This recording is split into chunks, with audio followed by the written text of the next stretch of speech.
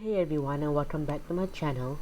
So today we are watching a 2014 American supernatural horror film named It Follows, and it revolves around a 19-year-old college student named Jamie who is pursued by a supernatural entity after a sexual encounter. The story begins with a white shot on the street and no sound, and there's a girl, Annie, who dies by the ocean. The story suddenly shifts to the main character, an Oakland University student named Jamie, who is in her backyard pool. From there, Jay goes on a date with her boyfriend, named Hugh. That night, Hugh points out a young girl in the back of the theater. When Jamie says she cannot see the girl, Hugh becomes unnerved and asks that they leave. On another date, Hugh and Jamie have sex in his car, but afterwards he incapacitates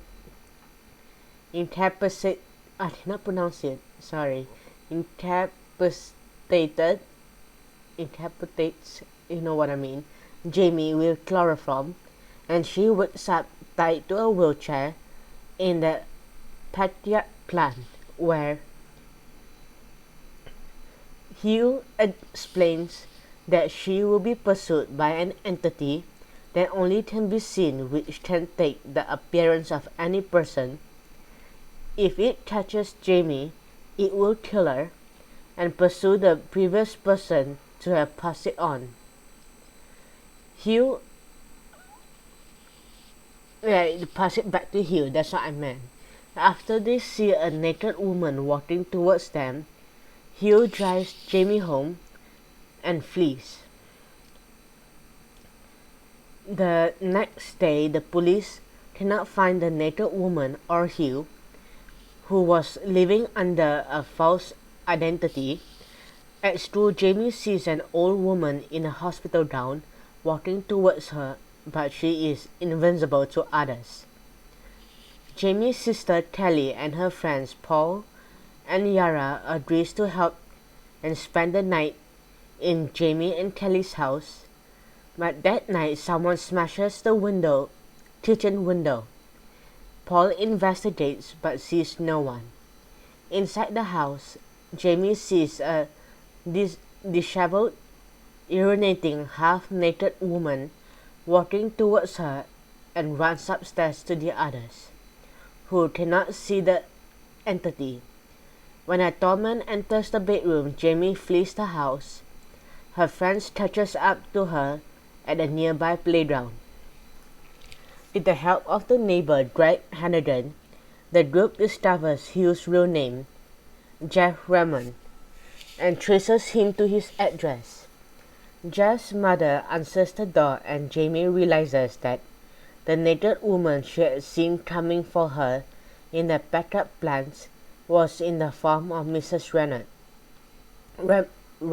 that's what I meant.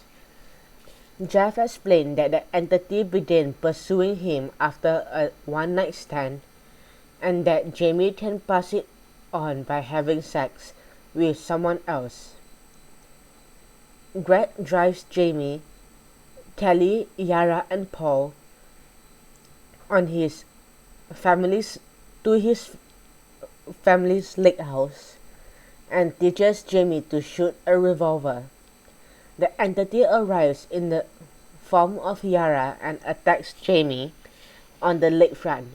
Jamie's friend ward it off by breaking a chair over its body, and Jamie shoots it in the head, but it recovers unharmed and attacks Jamie again, this time taking the form of a boy who lived next door to Jamie.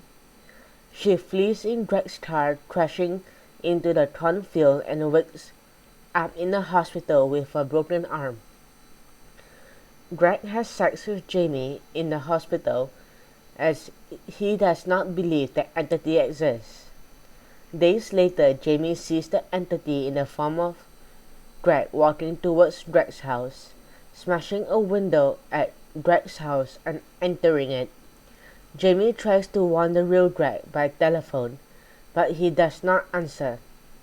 She runs into the house to find the entity in the form of Greg's half-naked mother knocking on his door before it jumps on Greg.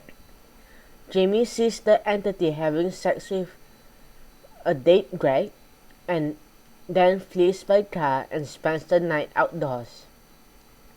On the beach, Jamie sees 3 young men on a boat. She then undresses and walks into the water. Back home, Paul was eager to take the risk and offering Jamie the opportunity to pass it on to him, but she refuses.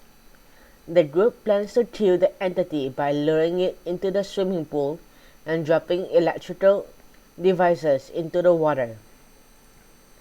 Jamie, waiting in the pool, spots the entity and realizes it has taken the appearance of her deceased father. Instead of entering the pool, it throws the devices at her, firing at an invincible target. Paul accidentally wounds Yara but shoots the entity in the head, and once covered by a sheet, it is shot once more, causing it to fall in the pool.